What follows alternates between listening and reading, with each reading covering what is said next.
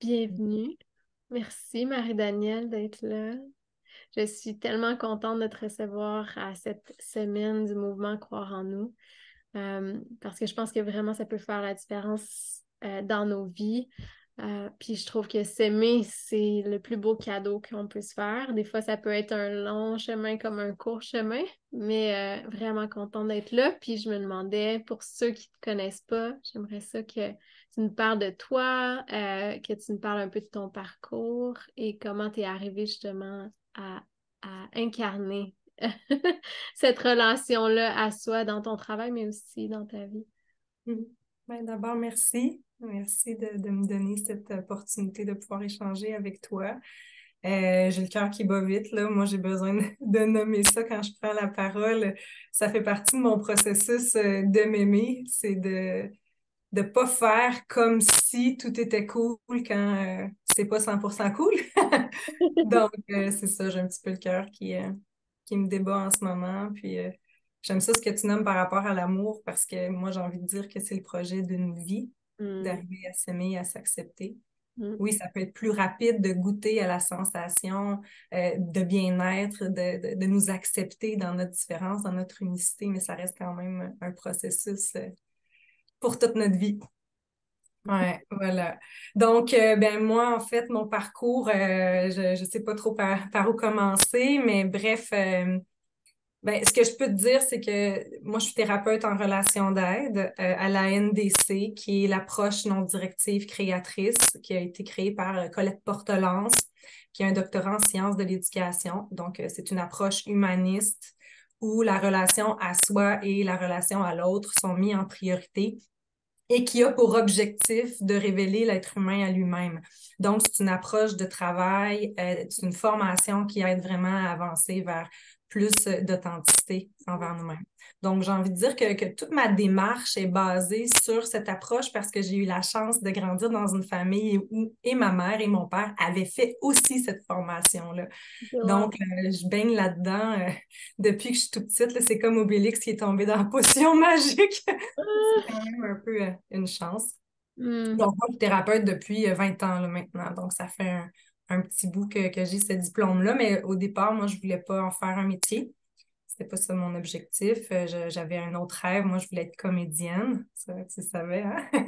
Donc, j'ai étudié aussi à l'université. J'ai fait un baccalauréat en interprétation.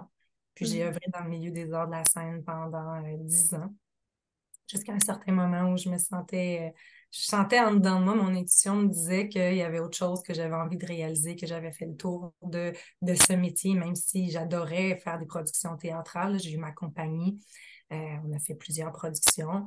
Mais bref, je sentais en dedans de moi un peu d'insatisfaction aussi avec le métier. C'est comme s'il y avait une partie de moi que je n'arrivais pas à émanciper, à me réaliser complètement. mm. Pour finalement, à travers mes réflexions, prendre conscience que j'étais tannée de jouer des personnages, en fait. Je trouvais ça intéressant, tu sais, parce que c'est ça que tu m'avais dit quand on s'est rencontrés la première fois, de mettre peut-être des masques ou d'être de plus en plus la version authentique de nous-mêmes sans nécessairement se mettre dans la peau de quelqu'un d'autre. Exactement. Mm. Mais en même temps, j'ai eu besoin d'incarner tous ces personnages dans mon processus parce que oui, j'aime ça jouer. Là, je suis une joueuse dans la vie, j'aime ça m'amuser. C'est comme de garder mon cœur d'enfant, d'avoir fait du théâtre, puis d'avoir continué jusqu'à l'âge de 30 ans à faire des spectacles. Mais oui, c'était comme une façon d'incarner des parties de moi ou des croyances que j'avais ou toutes sortes de sentiments à travers les personnages pour finalement réaliser que j'avais fait le ménage, j'avais fait le tour, mais que j'avais envie de continuer de prendre la parole, que j'avais envie, le désir, le grand souhait de continuer de transmettre, mais plus justement avec un masque, avec une Mm. perruque ou avec un costume quelconque, en étant moi-même. Ouais. Donc voilà, je suis retournée à mon école de formation, j'ai fait des formations spécialisées pour vraiment me mettre à jour là, parce que ça faisait longtemps. Ouais. Et j'ai démarré ma clientèle en consultation privée pour accompagner les enfants, les adolescents, les couples.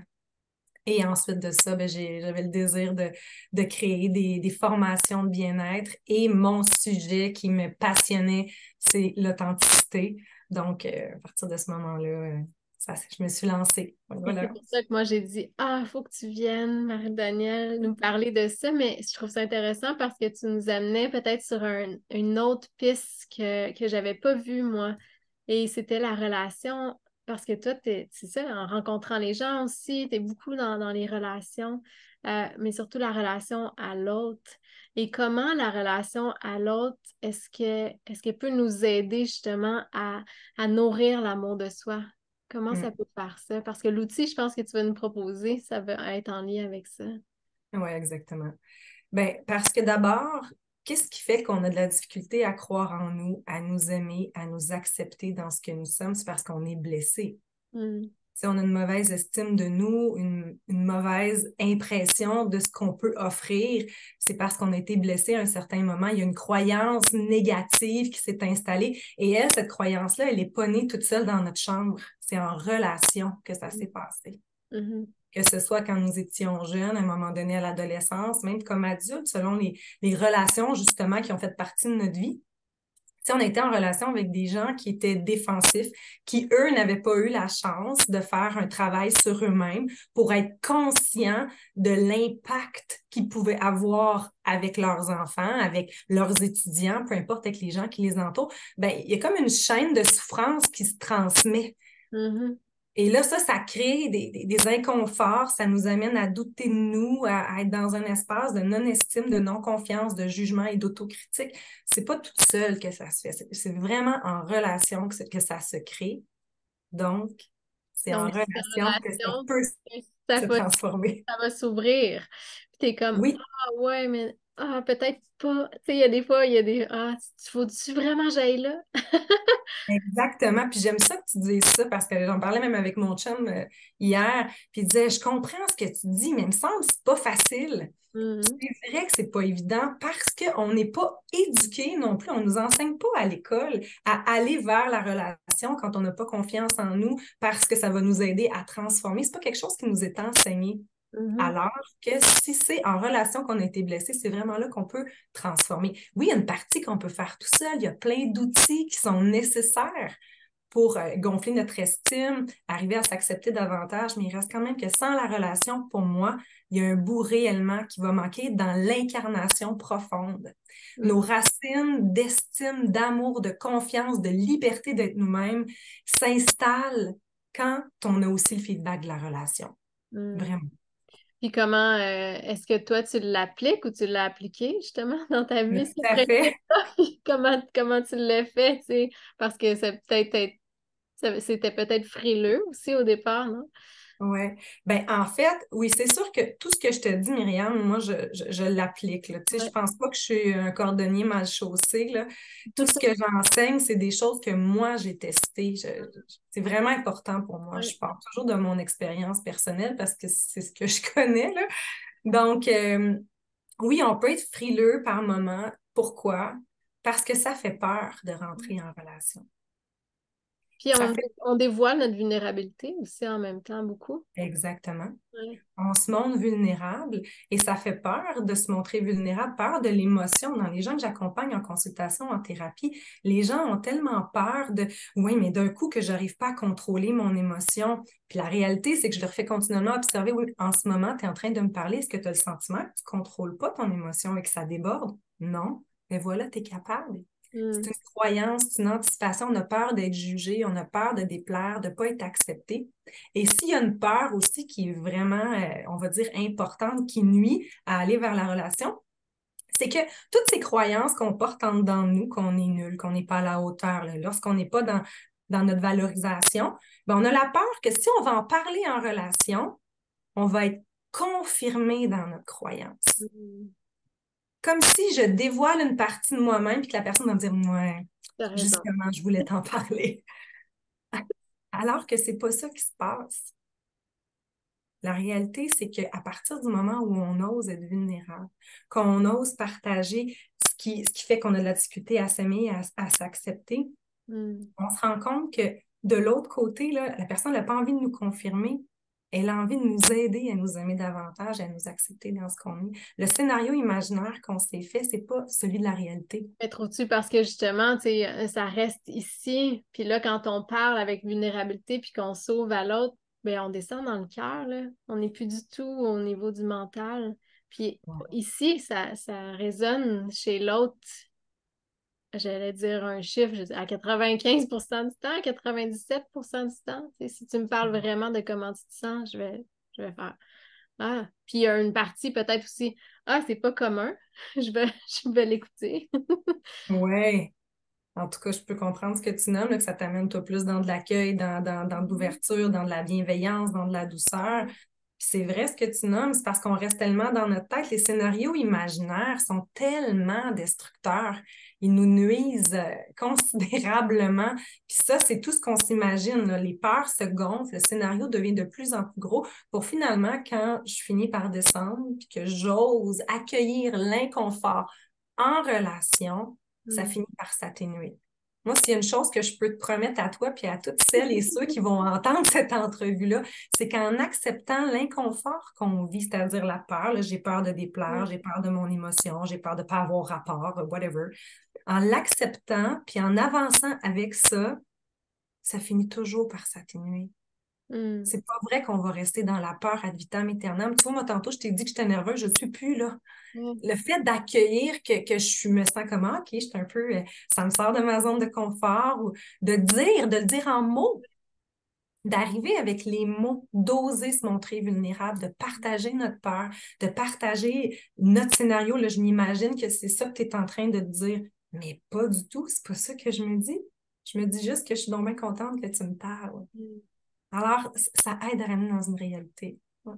Ben, c'est impressionnant, tu sais. Puis j'ai un peu en arrière aussi, vraiment une bonne amie qui m'a souvent dit, elle dit, ben moi, je baisse mes culottes en premier, tu sais. Fait que ça l'aide les autres à le faire plus facilement. J'aime ça, Tu sais, j'adore ça. Eh oui, c'est vrai. C'est montre vrai. tel quel, qu'est-ce qui est là, tu sais, c'est quoi le pire qui pourrait arriver. Parce que moi aussi, souvent avant, j'avais peur d'entrer en relation parce que, tu sais, j'étais blessée. Quand même, on a tous nos histoires, mais blessée beaucoup. Puis elle était comme, ouais, mais si ça parle du cœur, il n'y a rien. Un, tu vas être fier de toi. Deux, tu n'auras rien perdu. Puis tu vas t'être gagné encore plus, tu sais, parce que tu t'écoutes ce qui est là, tu sais. Fait que je me Ouais, demandais, tu sais, souvent, parce que c'est tellement important, justement, cette relation-là, puis on en a parlé, mais les gens hésitent encore beaucoup à le faire. Puis ouais. pourquoi tu penses? Mais je pense vraiment que ça cause de la peur que les gens hésitent. Tu sais, c'est vraiment l'obstacle premier. Puis ce Mhm. que tu nommes, c'est tout à fait juste aussi quand de vivre l'expérience, d'oser parler, d'oser dire, ça amène un immense sentiment de fierté, de Mhm. légèreté, de paix, de calme. Mhm. Vraiment, là, je le vois tous les jours quand j'accompagne des gens en consultation ou encore dans mes ateliers que j'anime, là, je le vois. Il y a quelque chose qui s'apaise, qui descend tout doucement. Puis j'aime ton image de ton ami qui dit je vais être la première à avoir baissé mes pantalons.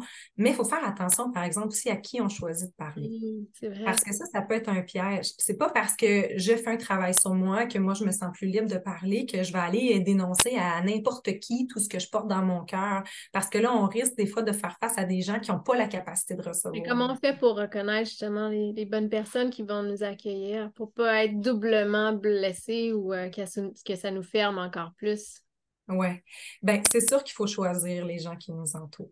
Mm. Ça, là, c'est tellement important. Puis, c'est délicat à dire, mais je me permets quand même de te le partager. J'entends souvent des gens qui vont me dire, ouais, mais moi, je n'ai pas ça autour de moi, des gens comme ça, qui vont être capables de m'écouter, de m'accueillir avec bienveillance. Puis, je suis sensible à cette réalité qui touche plein de personnes parce qu'il y a peut-être des choix qui ont été faits au cours du processus de la vie qui n'ont pas été les meilleurs choix au niveau des relations. Mais aujourd'hui, nous avons le pouvoir de choisir les gens qui nous font du bien. Si Mm. on reste juste avec oui, mais moi, j'ai personne à qui je peux parler, c'est un petit peu d'entretenir un fonctionnement de victime qui lui Ouais. nuit à l'amour de soi. Alors, c'est important de travailler ce petit bout-là pour voir qu'est-ce qui fait que j'entretiens des relations dans lesquelles je me sens pas libre de partager ce qui est là pour moi et de faire des choix qui sont différents. Tu sais, on est tellement une belle communauté de personnes qui veulent faire du bien. Il y en a plein des gens qui ont la main sur le cœur et qui ont cette disponibilité à recevoir. Et si on est entouré de personnes qui n'ont pas cette capacité, ben, moi, je propose d'aller faire une consultation, d'aller en thérapie, d'aller vers un intervenant, un thérapeute, quelqu'un que c'est son travail d'être dans la bienveillance et dans l'accueil. Alors déjà là, il y a quelque chose qui peut se transformer avec Je un trouve ça accompagnement. intéressant parce que Puis souvent, puis là, peut-être que c'est une opinion personnelle, tu sais, mais les amis, des fois, ils vont vouloir t'aider, ils vont vouloir t'aider, ils vont vouloir t'aider, puis là, ils vont dire Ouais. toutes leurs opinions au complet. Mais souvent, c'est comme, j'ai juste besoin que tu m'écoutes. Donc ça aussi, tu sais, c'est peut-être un point à dire. Qu'est-ce que j'ai besoin en ce moment? J'ai juste besoin que tu m'écoutes. Puis il y a Mais eu ouais. des fois, tu sais, même récemment, de faire, je pense que je vais retourner consulter parce que j'ai juste besoin, tu sais, de vraiment avoir quelqu'un en avant de moi qui est là 100% pour moi. Ouais. Mais oui, tout à fait juste. Quand le besoin, c'est juste d'être écouté, c'est vraiment la bonne chose à faire de le nommer clairement. Ça, Mm, c'est un geste d'amour de soi. Je mm, nomme mon besoin clairement. C'est vrai que nos amis veulent nous donner des conseils, ils veulent nous sortir de l'inconfort. Pourquoi? Parce qu'ils nous aiment, puis ils vivent de l'impuissance, puis ça les fait souffrir. Mais ils sont peut-être pas capables d'écouter. Hey, là, moi, ça me fait tellement mal de voir que tu souffres là-dedans. Je suis plus capable de savoir que tu es mal. Tu sais, je veux dire, ça demande quand même un grand travail de connaissance de soi là, pour arriver à faire ça. Là. C'est pas simple. Mais c'est notre responsabilité de nous occuper de notre besoin et de vérifier avec la personne. Moi, mm. j'ai envie de m'ouvrir le cœur. Il y a quelque chose qui en ce moment n'est pas facile pour moi. Est-ce que tu as la disponibilité pour m'écouter, juste m'écouter? Là, j'ai pas besoin de conseils ou que tu veuilles me changer de place. Là. C'est vraiment juste ton écoute dont j'ai besoin. Si ton ami te répond, ben non, là, écoute, ça n'a pas de bon sens, puis elle commence à te donner des conseils déjà, ben, c'est peut-être une bonne indication que c'est Peut-être pas la bonne. donne-moi un câlin pour j'en parle à quelqu'un d'autre. Puis il y a différentes personnes aussi, tu sais, pour différents types d'accueil. Fait que c'est pas juste une seule personne qui peut non plus être là juste pour toi tout le temps dans toutes les situations. Fait que moi, je trouve que justement d'avoir des communautés ou d'aller dans des groupes qu'on sent qu'il y a une bonne énergie, puis qu'on sent qu'on est supporté, puis qu'on veut s'en aller justement dans l'évolution, puis dans cet accueil-là de nous-mêmes, ben profitez-en, là. Il y a des centres de yoga qui existent, il y a des communautés qui sont là. Fait que de rencontrer aussi des nouvelles personnes, c'est même si ça nous sort de notre zone de confort quand on sent que peut-être notre cercle à nous, j'ai pas peut-être pas encore trouvé comme la personne ou les Ben personnes qui oui, peuvent m'accueillir. c'est tellement juste, puis je le vois ça aussi dans les ateliers que j'anime, là, justement sur l'amour de soi, sur le rapport à être authentique. Les gens arrivent là seuls, il y en a qui arrivent des fois accompagnés, ils sont deux, ils viennent ensemble participer, mais les gens qui arrivent seuls, ça leur a demandé du courage d'oser sortir de leur zone de confort qui est plus tant confortable parce qu'ils cherchent de la nouveauté Mm. et de voir comment en si peu de temps, il y a un lien. À toutes les fois, je suis estomaquée de ce constat de voir comment les gens s'unissent. Il y a un sentiment d'appartenance. Puis moi, c'est ce qui me fait tellement triper d'être celle qui va créer ces bulles-là, l'espace d'un instant, d'une soirée, d'une journée, d'une retraite. Puis, il y a une autre chose dont je voulais te parler parce que tu as dit qu'est-ce qui fait qu'on a de la difficulté aussi à s'occuper de notre besoin, c'est qu'il y a une croyance populaire qui dit que si je vais demander de l'aide ou que je vais en relation, c'est parce que je suis faible. Mm. Comme si d'avoir besoin de l'autre, c'était négatif. Mhm. Alors que pour moi, c'est une force. Au contraire. C'est une force. Mm. Un être humain tout seul, là, sur une île déserte, là, tu penses à Castaway, là. T'as-tu vu le film avec Tom Hanks? Tu survis pas longtemps, là. Non! Tu peux pas survivre longtemps tout seul. Mm. Alors, tendre la main, pour moi, c'est un geste de force. Puis, il y a une autre croyance populaire qui dit que d'avoir besoin de l'autre, c'est d'être dépendant. Mm. Ça n'a rien à voir. Mm. C'est pas de la dépendance. C'est un geste d'amour de soi. C'est un geste de force et de responsabilisation pour dire là, toute seule, j'y arrive plus. Ouais. J'ai besoin de quelqu'un pour m'aider à continuer à m'élever, à m'émanciper. Je trouve souvent la vie, tu sais, c'est de se dire oui aussi en même temps. Puis souvent la vie, quand on fait ce geste-là, tu sais, elle va nous le redonner, tu sais, elle fait OK, j'ai pris le pas, OK, écoute, on apporte les personnes ou on apporte les ressources qui sont là parce que tu as ouvert la porte, t'as dit oui à recevoir parce que c'est recevoir aussi de l'aide, c'est recevoir de l'écoute, c'est pas juste, c'est donner, recevoir, hein, faut que ça soit au même Oui. niveau des deux côtés, fait que si on a tendance à être toujours là pour les autres, être dans l'écoute, je pense que c'est peut-être ce genre de personnes-là, des fois aussi, qui a plus de difficultés à demander, hey, là, c'est à mon tour. Mhm. Un psychologue qui m'avait dit, tu sais, Myriam, Il y a personne qui va te donner ta place. Il y a personne qui va te dire, ah oui, c'est beau, viens-t'en. Des fois, il faut la prendre puis demander. Puis ça Mhm. demande un acte de courage, mais c'est tellement important. Ouais, c'est tellement juste. C'est vrai que ça demande du courage. Pour moi, là, être authentique pour avancer sur le chemin de l'amour de nous-mêmes, pour moi, ça va comme tout ensemble. La plus grande qualité, c'est le courage. Mm. Ça Ouais. demande vraiment du courage de dire, hey, d'habitude, c'est pas moi là, qui demande, mais là, j'ai besoin. Ça demande beaucoup de courage, mais la satisfaction, comment ça goûte bon. De s'être Wow! choisi. Ouais, vraiment. Oui. Le Ah, sentiment d'être en plein pouvoir, contrôle de notre vie. Ouais. ouais, ouais, je comprends. Mais c'est tellement incroyable cet échange-là. Je pense que j'espère que vous avez aimé, que ça a semé plein de graines aussi à l'intérieur de vous. Parce que Marie-Danielle va nous présenter un outil justement en lien avec la relation. Puis, comme vous l'avez entendu, Marie-Danielle donne des conférences, elle donne aussi des ateliers, des retraites. Donc, on va mettre tous les liens pour aller voir où tu exerces et les cercles que tu crées aussi, parce que je pense que ça, c'est j'allais dire, contagieux, cette passion-là pour l'humain, puis l'amour de soi, puis d'être le plus authentique possible, là. Fait que je te remercie tellement d'avoir pris ce temps-là, puis de nous partager ta passion. Ah, merci, Myriam. Ça m'a fait vraiment plaisir d'avoir cet échange-là avec toi. J'aime ça comment aussi tu me relances, là, puis je vois que c'est... Je suis comme toute animée, là, avec ce qu'on s'est dit. Puis en plus, on a une super belle collaboration qu'on va avoir au mois de février. Tu vas venir dans un de mes ateliers. Tu vas être le cadeau que je vais offrir C'est cool. Je à pensais mes qu'il fallait pas participants. le dire, mais oui, je vais être là avec plaisir. Merci, Marie-Danielle. Plaisir. À très bientôt, tout le monde. Merci beaucoup.